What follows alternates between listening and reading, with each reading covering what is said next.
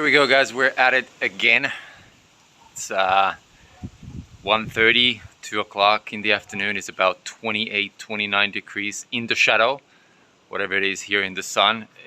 Brutal conditions. I guess I gotta be grateful for the sun, but the conditions to go for a run are less than optimal, and that is the case most of the time. Whatever we're doing, being running or your business or your work or your work colleagues or the environment, most of the time is suboptimal.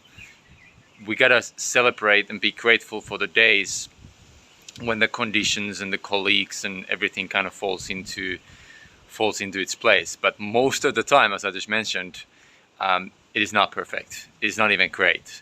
Most of the time it is barely okay, to be honest, and we have to really learn how to produce and perform in these types of conditions and these environments, which for running, this is extremely hot. I have these arm sleeves with me. I have about half a liter of water only, but there's a refill station at about 4-5k, and I'm able to have a quick shower there as well. So those are the kind of plans that I have, and I'm planning to go for a 14k in the sun. Hopefully we get some shadow, but that's hope is a bad strategy. Hope is a very bad strategy. There's another insight when we are planning our runs, when we're planning our performance.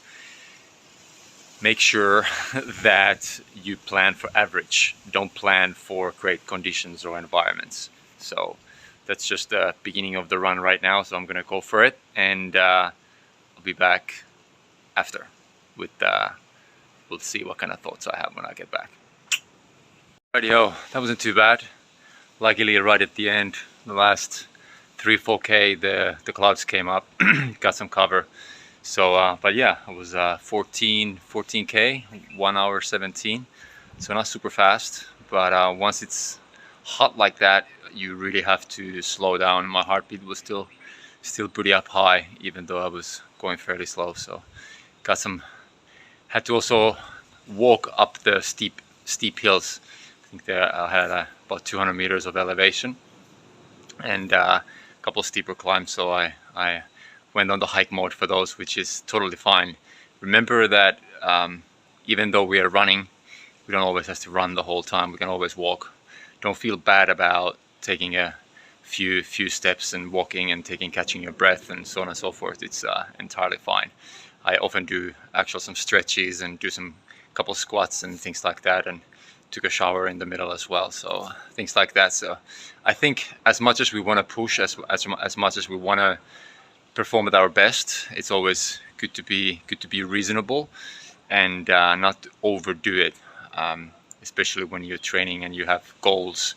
So for example, I have weekly goals, so if I derail one day, I can always catch up on the next day. This week I'm on track right now for my weekly goals, so that's great. So setting goals is absolutely important, yet we also need to be flexible when setting those goals, and I think that comes to play also when we're planning our runs and running our plans, which by the way is a fantastic idea that can be applied to any part of life or business or personal endeavors. Run your plan your run, and run your plan. So there's another little nugget and takeaway from today. So hopefully that was good. More to come on the next one. Stay tuned, like, subscribe, and enjoy your day. Bye for now.